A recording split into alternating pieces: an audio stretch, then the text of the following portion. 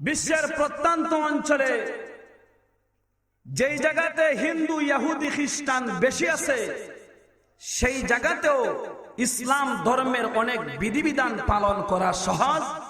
বাংলাদেশে ৯৯% মুসলমান, কিন্তু বর্তমানে বাংলাদেশে তাফসীরুল কোরআনে বাধা। জুড়ে বলেন ঠিক কিনা? ৯৯% বাংলাদেশে মুসলমান। আমরা তো কোনোদিন হিন্দুর মন্দির উপর আক্রমণ করি নাই, কোন হিন্দুর উপর আমরা আক্রমণ করি নাই, কোন বেদিনের উপর আমরা আক্রমণ করি নাই, কিন্তু ইদানিং তাফসীরুল কোরআন মাহফিলে বাধা আছে কিনা? নাই। কিসের জন্য বাধা? তাদেরকে ইনজেকশন দেয়া হচ্ছে ইহুদি নাসারা। জুড়ে বলেন ঠিক কিনা? আমরা মুসলমান, আমরা জানিয়ে দিতে চাই, যারা ওয়াজ মাহফিল করে এবং যারা ওয়াজ মাহফিল শুনে, যারা তাফসীরুল কোরআন করে, তারা কখনো চোর হতে পারে না। জুড়ে বলেন ঠিক কিনা? তোমরা হলে চোরের দল, আমরা হলাম উমরের উত্তরসূরি। জুড়ে বলেন ঠিক কিনা? চোরের দল যারা, তারা ওই ইসলাম মেয়ের উপর আঘাত করে। জোরে বলেন ঠিক কিনা? যারা ডাকাতের দল, মানুষের সম্পদ যারা লুটে খায়, তারা ওই তাফসীর মাহফিলের উপর বাধা দিতে পারে। কোন প্রকৃতপক্ষে মুসলমান ইসলামকে কখনো আঘাত করতে পারে না। জোরে বলেন ঠিক কিনা? আমার বন্ধুগণ, কিছু কিছু মাহফিলের মধ্যে মাহফিল করতে বাধা দেয়, আল্লাহর কথা বলতে বাধা দেয়, আল্লাহর কথা নবীর কথা বলতে বাধা দেয়। সেই দিন আল্লাহর দরবারে অবশ্যই চোরের দল, ডাকাতের দল, আল্লাহর দরবারে তোমাদেরকে জবাবদিহি করতে হবে। জোরে বলেন ঠিক কিনা? আল্লাহর নবী বিশ্ব নবী বলেন, হে দুনিয়ার মানুষেরা, চারটা জিনিসকে আমি আল্লাহ ভালোবাসি এবং নবীও আমি নিজে স্বয়ং ভালোবাসি। জোরে বলেন সুবহানাল্লাহ। কয়টা জিনিস? চারটা জিনিস। আল্লাহর নবীর সাহাবায়ে কেরাম বললেন, ইয়া রাসূলুল্লাহ, ইয়া হাবিবাল্লাহ, এই চারটি জিনিস কি? যে জিনিসগুলি আল্লাহ ভালোবাসেন, তার নবীও ভালোবাসেন। আমার নবী বলেন, হে আমার সাহাবায়ে কেরাম, ওই চারটা জিনিস হলো, এক নাম্বার, বান্দা বান্দির চৌকের পানির ফোঁটা জমিনে পড়ার আগে আল্লাহ তার জীবনের গুনাহ মাফ করে দেয়। জোরে বলে সুবহানাল্লাহ। আমার বন্ধুগণ, নবীজি, একজন নবী ছিলেন হযরত মুসা আলাইহিস সালাম। তিনি একদিন আল্লাহর সঙ্গে কথা বলার সময় আল্লাহকে বললেন, আল্লাহ, একটু সময় আপনি বিশ্রাম নেন, ঘুমিয়ে যান। আমার আল্লাহ বলেন, আল্লাহু লা ইলাহা ইল্লা হুয়াল হাইয়ুল কাইয়্যুম লা তাখুযুহু সিনাতুন ওয়ালা নাওম। আরে মুসা, হ্যাঁ মুসা, আমি যদি ঘুমিয়ে যাই, আমার গুনাহগার বান্দা বান্দি আমি আল্লাহর দরবারে হাত তুলবেন। মুসা, আমি ঘুমানোর আগে আমি তোমাকে একটি কথা বলতে চাই। আজকে সারা রাত্রে তোমার হাতে পানি নিয়ে তুমি সারা রাত্রে তুমি জাগ্রত থাকো। আল্লাহর পয়গম্বর হযরতে মুসা আলাইহিস সালাতু ওয়াস সালাম সারা রাত্রি জাগ্রত থাকলেন। হঠাৎ করে হাত থেকে গ্লাসটি পড়ে, রাত্রে বেলায় পানি পড়ে গ্লাসটি ভেঙে গেল। আমার আল্লাহ মুসাকে ডাক দিয়ে বলেন, হ্যাঁ মুসা, তোমার হাতের গ্লাস কোথায়? মুসা বললেন, আল্লাহ, আমার ঘুম আসার কারণে হাত থেকে গ্লাস পরে ভেঙে চুরমার হয়ে গেছে। আমার আল্লাহ জানিয়ে দিলেন, ওরে মুসা, তুমি একটি সময় ঘুমানোর কারণে তোমার হাত থেকে গ্লাস পরে ভেঙে গেল, আর আমি যদি ঘুমিয়ে যাই, আসমান জমিন ভেঙে চুরমার হয়ে যাবে। এই জন্য রে মুসা, আমি একটি সেকেন্ডের জন্য আমি বান্দা বান্দির গুনাহ মাফ করে দেওয়ার জন্য আমি ঘুমাই না। জোরে বলে সুবহানাল্লাহ।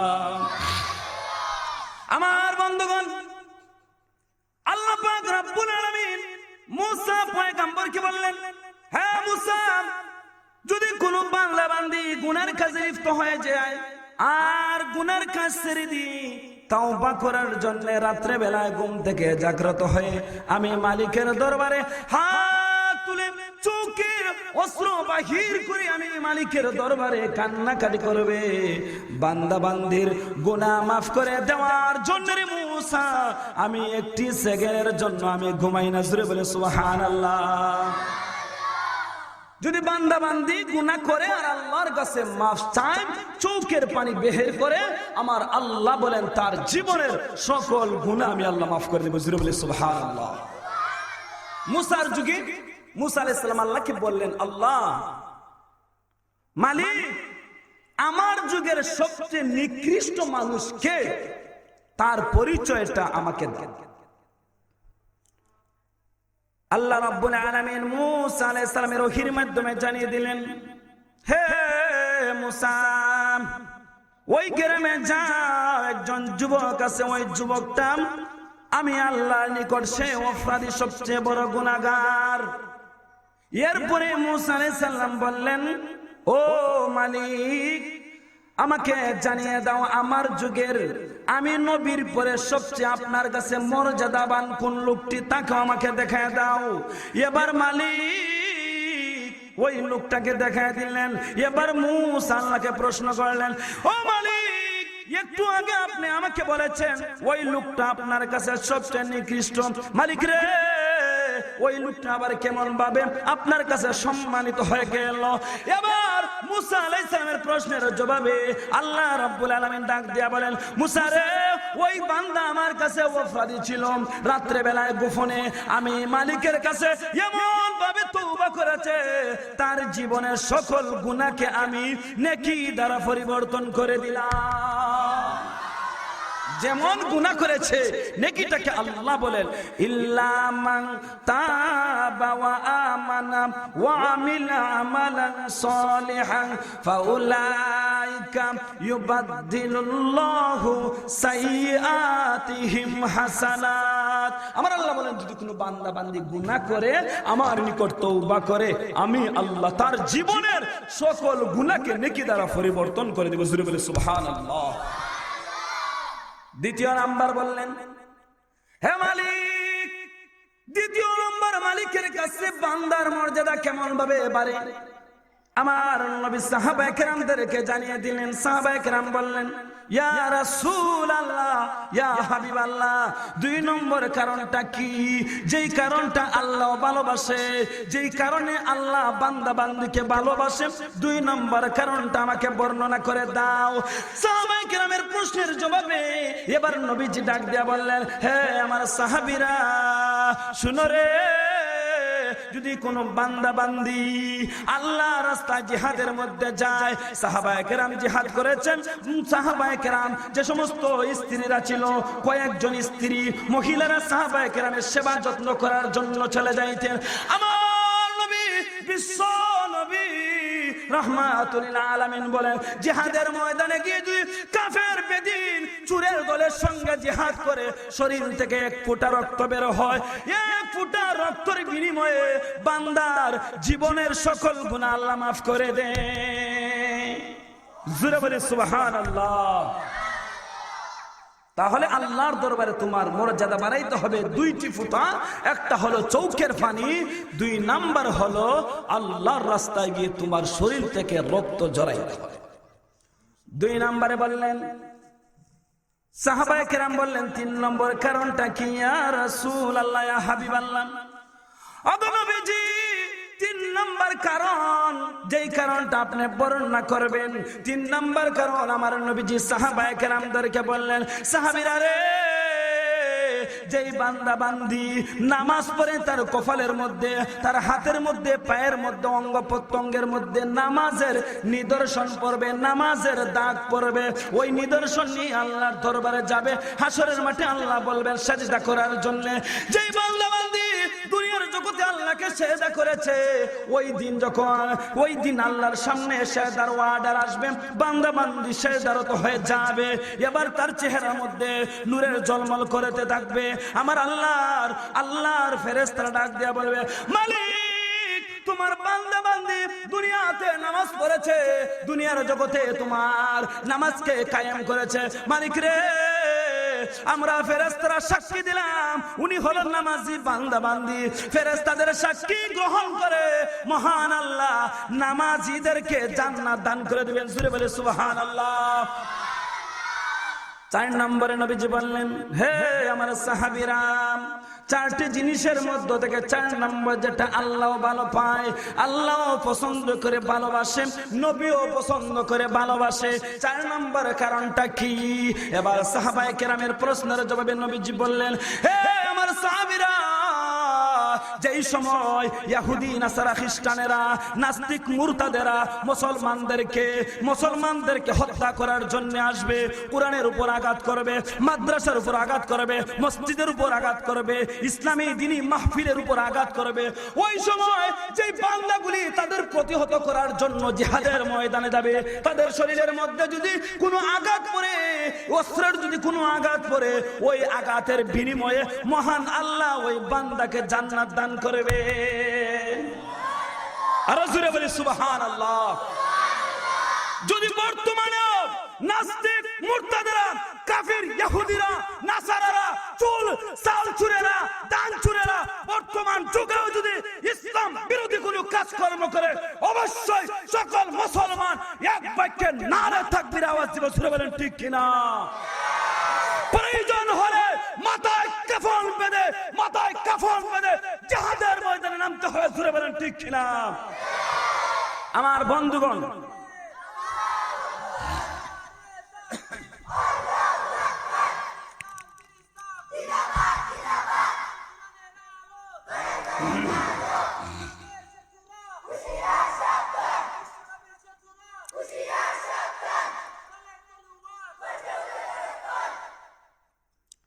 আমরা হইলাম খানকার ফির, ময়দানের বীর। জুড়ে বলেন ঠিক কিনা? মুসলমানদের ইতিহাস তালাশ করো, কোনদিন মুসলমান পিছপা হয় না। জুড়ে বলেন ঠিক কিনা? আমাদেরকে হুমকি দুমকি দেওয়া হয়। বাংলাদেশ 99% মুসলমানের দেশ, এই দেশে মুসলমানদেরকে হুমকি দিয়ে থাকতে পারবেন না। জুড়ে বলেন ঠিক কিনা? সাল চুরি যারা করে, এরা আবার কাজ হলো তার রাত্রে চুরি করা। জোরে বলেন ঠিক কিনা? দিনে লুকায় লুকায় থাকে, আর রাত্রে বেলা সাল চুরি করে। এ কথা বলে না, যুবকেরা সাল চুরি করে নাই? এই লকডাউনের সময় চকির নিচে তেলের বোতল পাওয়া যায় নাই?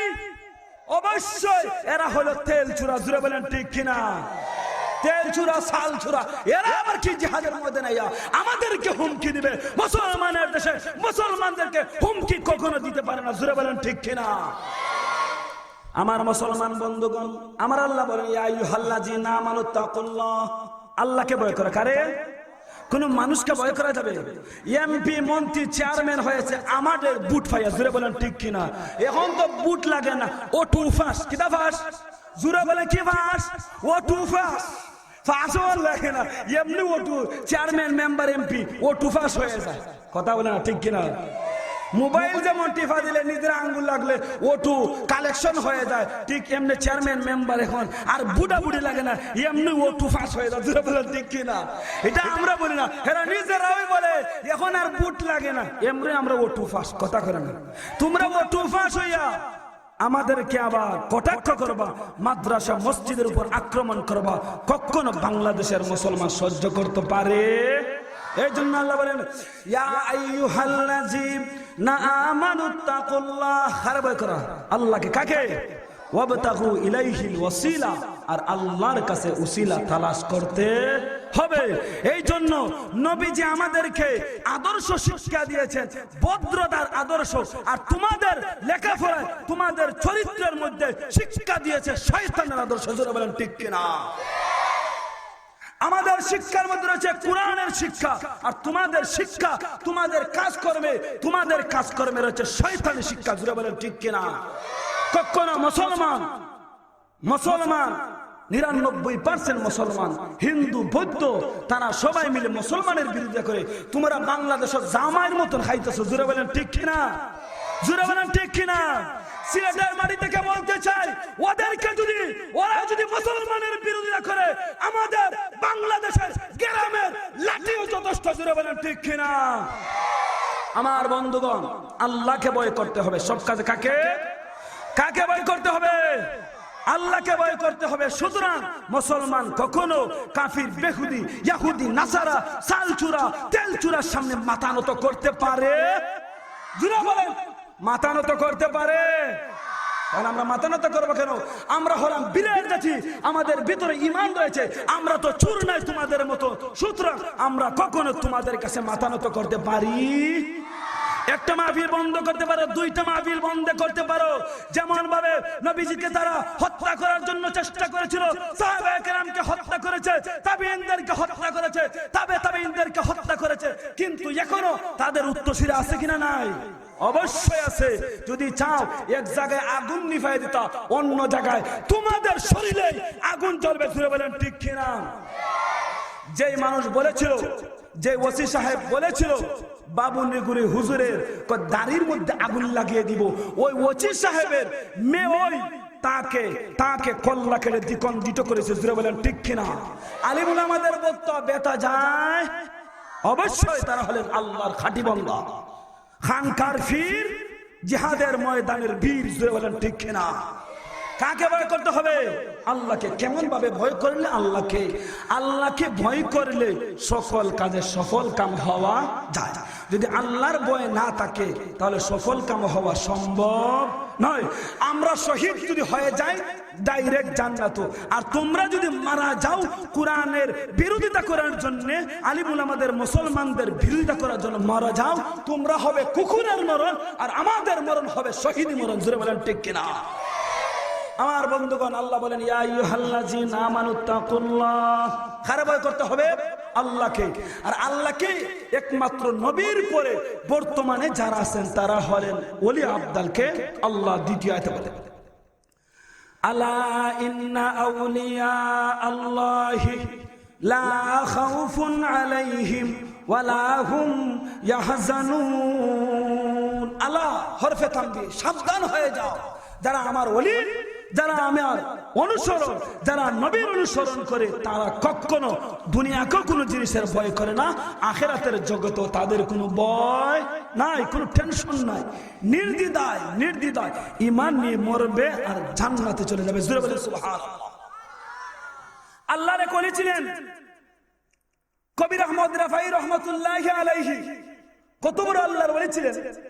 ওযু করে তিনি রাস্তায় দিয়ে হাঁটেন, সামনে গিয়ে দেখলেন রাস্তার এক পাশে কাদামাটি, জমিনের মধ্যে পানি, সামনের দিক থেকে কুকুর আসতেছে।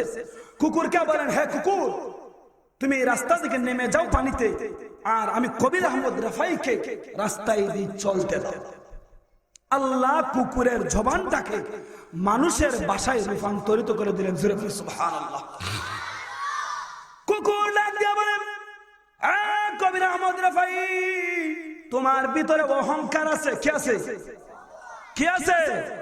তোমার ভিতরে অহংকার আছে। তুমি মানুষ হওয়ার কারণে তুমি মনে করেছো আল্লাহর দরবারে তুমি দামি। না না না, অহংকারের গাছ তোমার ভিতরে রোপণ করেছো, সেটা ছেড়ে দাও আর প্রকৃত মুমিন হয়ে যাও, তাহলে তুমি আল্লাহর দরবারে দামি হতে পারবে।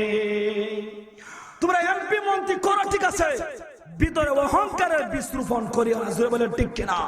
অহংকারের বীজ বের করে দিয়ে মুমিন মুসলমানদেরকে একসঙ্গে নিয়ে তোমাদের দিনের কাজ করো, আর না হয় বাংলাদেশের মুসলমান তোমাদেরকে মসজিদে তুলতে পারে, কানে ধরে তোমাদেরকে নামাইতে পারে। জোরে বলেন ঠিক কিনা? কবির আহমদ রাফাই বললেন, হ্যাঁ কুকুর, আমাকে ছেড়ে দাও, রাস্তা ছেড়ে দাও। আল্লাহর ওলির কথা শুনে, কবির আহমদ রাফাইয়ের কথা শুনে কুকুর ডাক দিয়া বলল, হ্যাঁ আল্লাহর ওলি, তুমি নেমে যাও, আর আমি কবির আহমদ রাফাইকে রাস্তা দিয়ে দাও। কত বড় আল্লাহর ওলি! কবির আহমদ রাফাই রহমাতুল্লাহি আলাইহি, তিনি নেমে কুকুরকে রাস্তা দিয়ে দিলেন। জোরে বলে সুবহানাল্লাহ। আমার বন্ধুগণ, এই আল্লাহর ওলি কবির আহমদ রাফাই রহমাতুল্লাহি আলাইহি এবার তিনি রসুলের রওজা মুবারকে গেলেন, রসুলের রওজা জিয়ারত করার জন্য। রসুলের কবরের পাশে গিয়ে বললেন, ইয়া রাসূলুল্লাহ, ইয়া হাবিবাল্লাহ, আমি প্রতিদিন অনেক দূর থেকে আপনার কাছে দুরূদ পাঠাই, কিন্তু আমি আজকে কবির আহমদ রাফাই আপনার দরবারে হাজির দিয়েছি, আপনার কাছে আসছি। আপনি যদি রওজা থেকে হাত বের না করে, আমি কবির আহমদ রেফাইর সঙ্গে মুসাফা না করেন, আমি কবির আহমদ রেফাই ওই জায়গাতে মারা যাব, ওই জায়গাতে আমার ইন্তেকাল হবে, আমি ওই জায়গা থেকে সরব না।